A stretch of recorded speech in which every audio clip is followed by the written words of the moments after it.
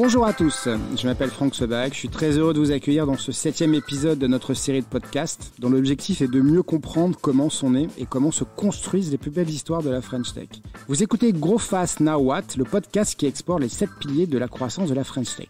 Après avoir exploré les thèmes de la croissance externe, de la gestion des talents, de l'expérience client, de la digitalisation et du financement, je vous propose aujourd'hui d'aborder ensemble l'hypercroissance. Pour évoquer cette thématique de l'hypercroissance, je suis ravi de recevoir aujourd'hui Jonathan Aguelov, cofondateur d'Ecole. Il y avait un vrai problème auquel les entreprises étaient confrontées, qui est la complexité de mettre en place la téléphonie pour une entreprise. Je sentais pas que j'allais faire la différence. Je pense qu'on a choisi le bon produit. Aujourd'hui, je regrette rien parce que on a toujours embauché les mêmes types de profils et on continue aujourd'hui. Et donc, qu'est-ce qui est difficile? C'est de réussir à suivre nos innovations, à toujours aller plus loin, plus fort là-dedans.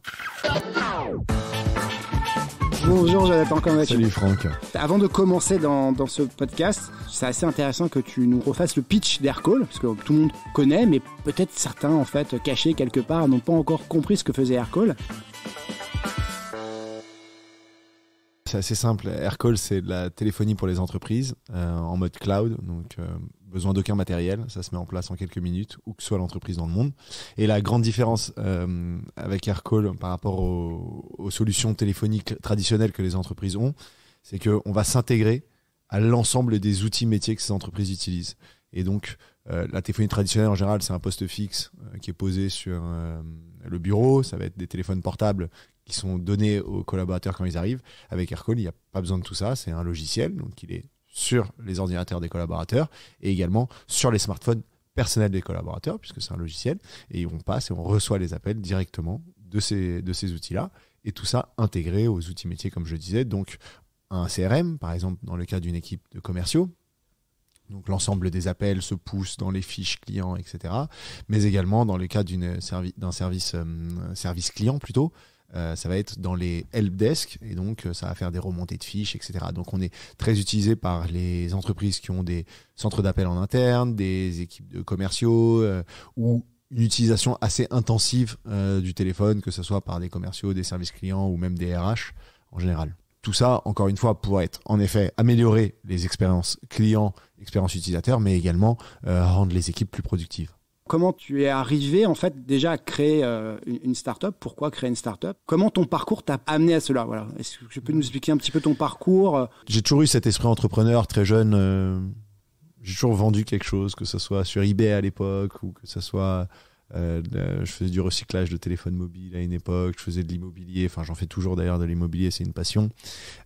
Toujours eu cet esprit entrepreneur et à un moment, l'idée d'Aircall a émergé auprès d'un de nos premiers investisseurs avec Olivier et très rapidement on a compris qu'en fait il y avait un vrai sujet dans la téléphonie d'entreprise, il y avait un vrai problème auquel les entreprises étaient confrontées, qui est pas le problème que j'ai adressé tout à l'heure dans la description d'Aircall, qui est la complexité de mettre en place la téléphonie pour une entreprise. Partir de Londres en étant en fait après une école de commerce, c'est vrai que la finance, ça reste le truc un peu classique. Comment en fait on se dit mais finalement c'est pas ça que j'ai envie de faire? C'est quoi le déclic? Même si tu as toujours été entrepreneur, voilà, l'immobilier, l'achat, revente. Le déclic, je vais te dire, il est très simple. C'est que je sentais que j'allais pas être épanoui là-dedans. Je sentais pas que j'utilisais tout mon potentiel. Je sentais pas que j'allais faire la différence. De toute manière, je me suis toujours dit, j'aime créer, j'aime innover. Et quand à un moment, on a l'opportunité de se dire, en fait, on a une idée et cette idée, on a la capacité de la mettre en place et donc finalement de compter que sur soi-même, ce qui a été d'ailleurs mon histoire personnelle. J'ai toujours compté que sur moi-même. Personne m'a jamais vraiment tendu la main et donc, à ce moment-là, je me suis dit, avec Olivier, on a senti qu'on était assis sur quelque chose d'intéressant et qu'il y avait une grosse phase d'exécution, de compréhension aussi de ce métier qui est ni à Olivier ni à moi notre métier de base. Olivier qui est ton associé. Vous êtes 4 associés, c'est ça à la base? On est 4 associés, on est plus de 3 opérationnels. D'accord. Plutôt moitié tech, moitié... Exactement, c'était ça. Moi, ce qui intéresse aussi, c'est, avant d'arriver dans l'hypercroissance, c'est comment, en fait, donc Londres, tu arrives un jour à Paris. Ouais. Bon, non, mais je rentre à Paris pour Aircall. Ah d'accord, donc déjà en fait dès Londres, je savais que je partais. C'est ça. D'accord. L'idée avait déjà germé. C'est ça, et on s'est parlé. T'allais trouver tes associés. C'est ça. Okay. On s'est parlé et j'ai dit ok, moi je rentre à Paris. On est en septembre 2014 à ce moment-là, début septembre. Je me souviens, je rentre de l'été Et je fais 2 semaines, 1 semaine et demie, je crois, ou 2 semaines à Londres. Et là, je me dis, en fait, non, ça y est, c'est fini. Dans ma tête, c'était fini, je voulais plus. Bascule. Et non, mais Non, mais une bascule saine en disant, C'est ça. voilà, nouvelle étape, nouveau C'est ça. chapitre. Et donc, on attaque. Et on attaque Tes avec tous les associés, problèmes. vous avez vos petites économies. C'est ça. Vous On lancez... lève des fonds très tôt, D'accord. notamment via eFounders. D'accord. Tu me parlais tout à l'heure. Et on y va avec toutes les embûches que ça peut, que l'entrepreneuriat va. Première difficulté, c'est quoi en fait voilà, pour les gens qui. La difficulté, c'est faire Moi, ce qui fonctionner le m'intéresse produit. aussi, c'est. Ouais, bien sûr, mais parce que tu vois, on voit dans les journaux en fait une partie de l'histoire une fois que c'est très gros, mais en vrai, faire un produit qui fonctionne, d'avoir des équipes qui fonctionnent. Voilà, les premières Je vais tout te difficultés, raconter, c'était. Écoute, les premières difficultés, c'est déjà aucun de nous vient du métier. Donc du métier des telcos. Quand je dis le métier, c'est les telcos. Ok, on vient pas du tout de ce métier. On a 2 associés qui sont plutôt juniors en tech, mais bon, qui codent depuis des années, mais qui ont pas l'expérience d'un CTO qui fait ça depuis 20 ans. Donc on y va un petit peu tout feu tout flamme. La bonne nouvelle, c'est que, et j'aime bien dire ça parce que c'est de la chance, c'est que je pense qu'on a choisi le bon produit. Les vraies problématiques du début, c'est que ne venant pas du métier, on y allait un petit peu à la cow-boy. Test and learn, quoi. Ouais, test and learn. En Beaucoup fait, de tests, quoi. Beaucoup de Et tests. les learn aussi, ça, non ouais, mais ça a mis du temps à learner, à apprendre. Et donc, en fait, le produit, les gens là adhèrent. Les gens adhèrent au concept du produit, à la philosophie, la philosophie, les gens adorent. Ouais. Les gens disent, mais c'est top, je peux mettre en place ma téléphonie pour ma boîte en moins de 2 minutes. C'est incroyable. Ça, c'est top. Maintenant, vient les problèmes. Il y a la promesse, après, il y a... Il y a la vision, il y a et la promesse, et il y a le produit. Ouais. Et là, le produit fonctionne pas. Les appels sont de mauvaise qualité. Les gens s'entendent pas. Les gens reçoivent les appels en décalé. Ça sonne pas toujours. Et là, je te parle de nos 3 premières années. 3-4 premières années. Sachant que vous êtes sur première levée, on parle d'eFounders, il y a cette période Après, aussi. on enchaîne. Il y a la petite période San Francisco qui est quand même sympathique. Ouais, c'était sympa ça. Donc là aussi, on part à San Francisco. On part Voilà. à San Francisco parce qu'on se dit, en plus, notre produit n'a pas de barrière. Et ça, on le comprend jour 1. Notre produit n'a pas de barrière. Produit global. On peut le vendre aussi bien en France qu'aux États-Unis, qu'en Angleterre, qu'en Australie. Donc on se dit, pour réussir, il faut qu'on soit aux US. Et donc, au bout de 8 mois, on part à San Francisco dans un accélérateur américain en se disant, on va conquérir maintenant les US. Les Frenchies vont conquérir les US. Alors, c'était encore une fois, sans l'expérience de ce qui va se passer sur place, parce qu'en fait, c'est beaucoup plus compliqué qu'on le pense. On a un produit qui, conceptuellement, plaît énormément, mais qui a des vrais problèmes fonctionnels. Mais dans tout ça, on est en hyper-croissance. Pourquoi ? Pour la simple et bonne raison qu'on a choisi le bon produit, qu'on a eu la chance, finalement, d'avoir un produit où il y a une demande énorme, où les gens avaient besoin de digitaliser leur téléphonie. Et donc, on est en hyper-croissance. Et on la contrôle qu'à moitié, parce qu'en fait, ça va fonctionner, mais ça va croître tellement vite qu'on va toujours se faire... En fait, on avait du mal à rattraper notre croissance d'un point de vue produit, d'un point de vue qualité du produit.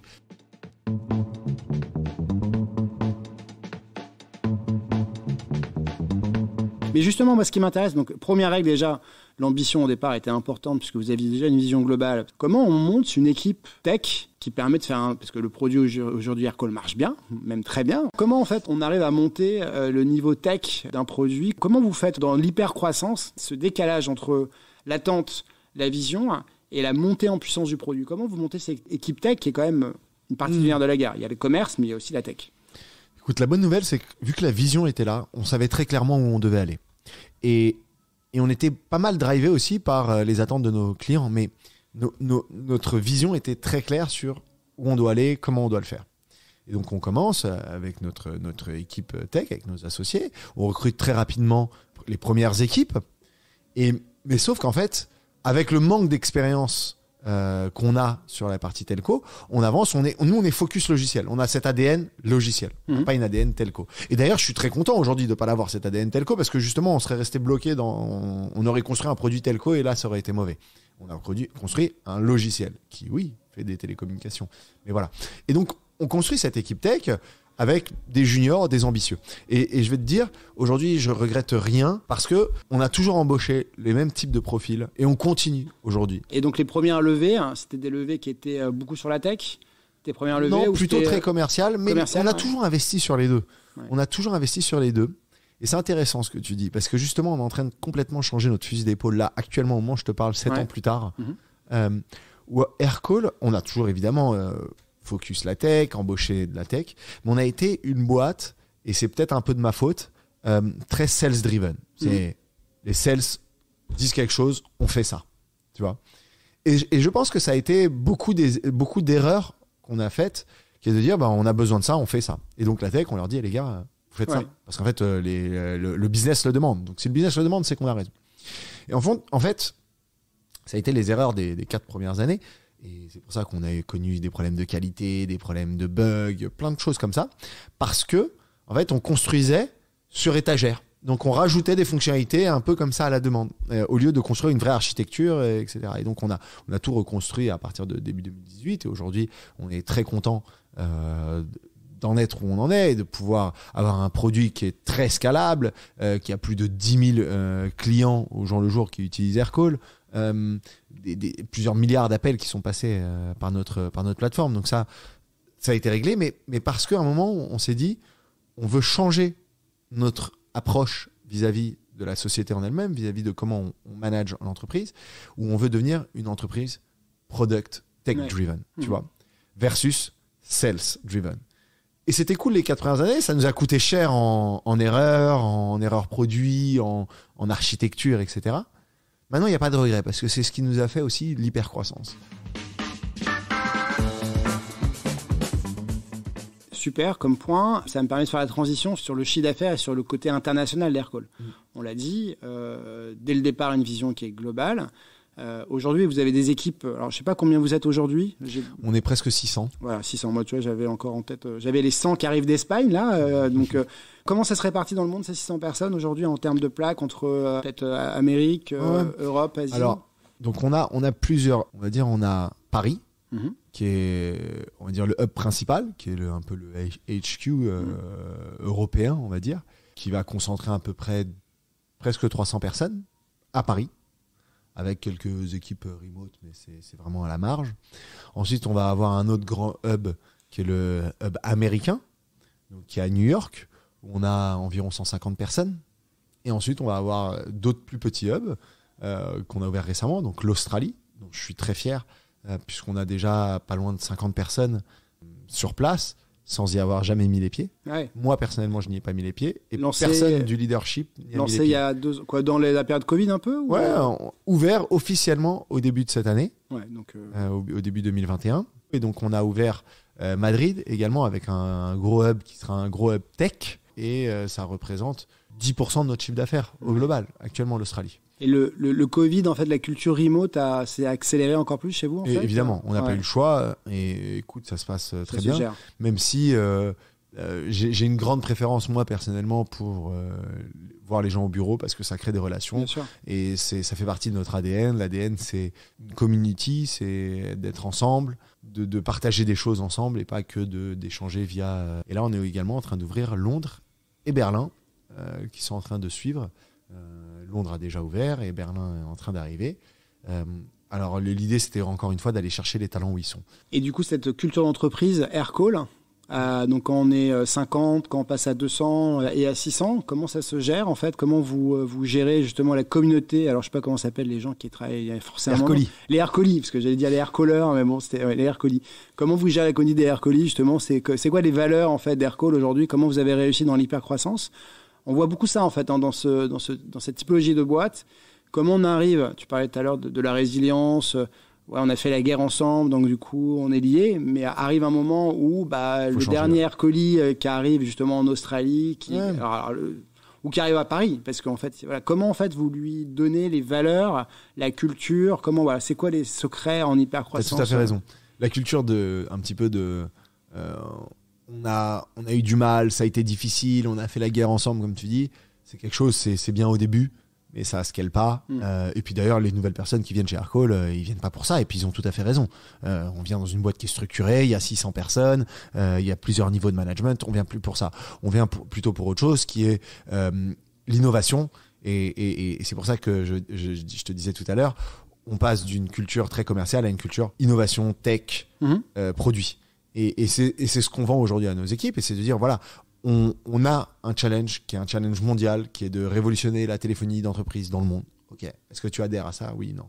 Si tu adhères à ça, à première vue, tu es au bon endroit. Et en plus, on a une de nos valeurs qui est la plus importante, moi, à mes yeux, qui est Customer Obsession, qui est on est obsédé par le client chez Aircall. Et donc, c'est vraiment une des valeurs qu'on passe à travers les âges, jour 1, même avec les problèmes qu'on a eus. On avait toujours cette obsession du client.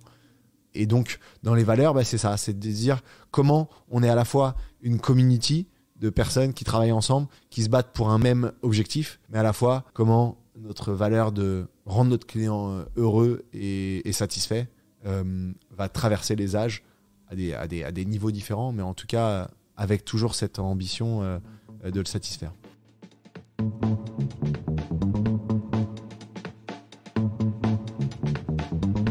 C'est quoi l'ambition en fait de Aircall à 5 ans? Comment vous voyez en fait En fait, la vision a toujours été globale, a été de construire la téléphonie de demain. Ouais. Okay, donc quand tu pars de ce principe que tu vas construire la téléphonie de demain, tu vas pas t'arrêter à 100 millions de chiffre d'affaires, à 200 millions ou 500 millions de valorisation. On a toujours su, en tout cas comme on a toujours eu l'ambition qu'on irait au bout de cette aventure. Et le bout de cette aventure, à première vue, il n'y a pas de bout. Ouais. Okay, le bout, c'est de révolutionner la téléphonie. Non mais, ouais. Et donc, il y a des gens qui ont comme ambition de créer une boîte et de la vendre le plus vite possible. Ça n'a pas du tout été notre ambition.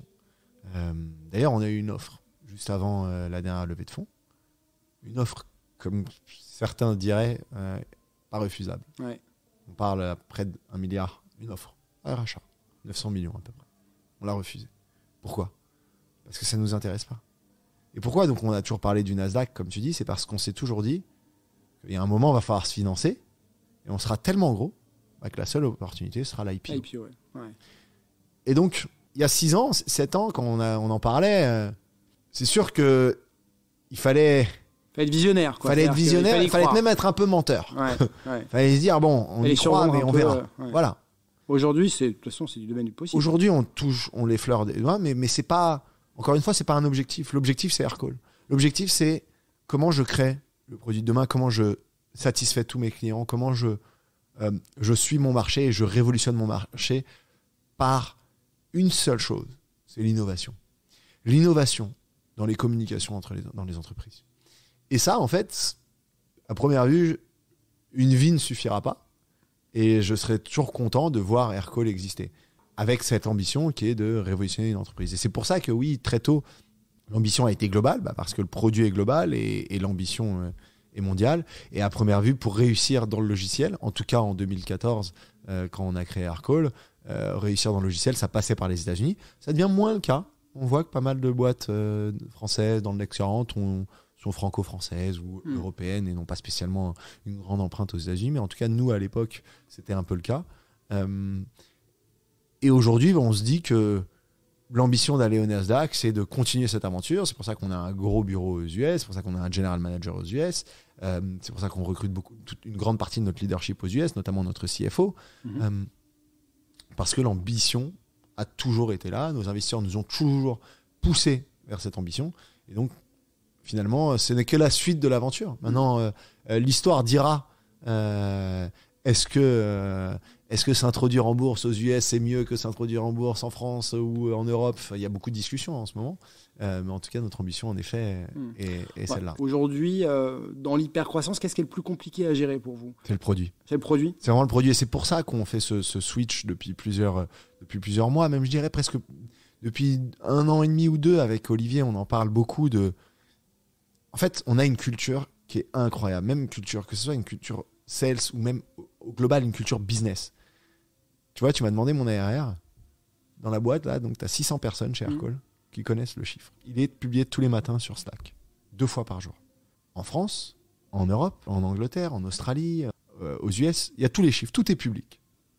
Pourtant, ça sort pas dans la presse parce qu'on a une sorte de confiance. Voilà. Et donc, on a cette culture du chiffre, cette culture de la réussite, de transparence absolue sur les chiffres. Donc ça, c'est une bonne culture.